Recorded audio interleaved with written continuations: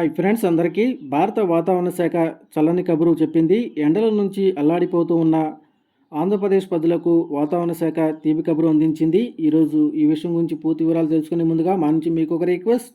మా వీడియోకి లైక్ చేయకపోతే లైక్ చేయండి. మీరు చేయలేక నాకు ఎంతో సపోర్ట్ ఎంకరేజింగ్గా ఉంటుంది. అదేవిధంగా మా ఛానల్ని సబ్స్క్రైబ్ చేసుకోండి, పక్కన వచ్చే గంట సింబల్ యాక్టివేట్ చేసుకోండి.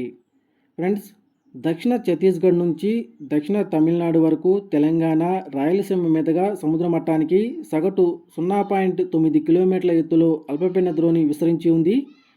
30 నుంచి 40 కిలోమీటర్ల వేగంతో గాలులు కర్ణాటక నుంచి తమిళనాడు వైపుగా వీస్తూ ఉన్నాయి. మరోవైపుగా దేశంలోని పలు రాష్ట్రాల్లో తేలికపాటి నుంచి మోస్తరు వర్షాలు కురవడానికి అవకాశం ఉందని వాతావరణ శాఖ తెలియజేస్తుంది. దీంతోపాటు ఏపీలోని కొన్ని చోట్ల ఉరుములు, మెరుపులు, ఈదురుగాలులతో కూడిన తేలికపాటి నుంచి మోస్తరు వర్షాలు కురుస్తాయని ఐఎండీ పేర్కొంది.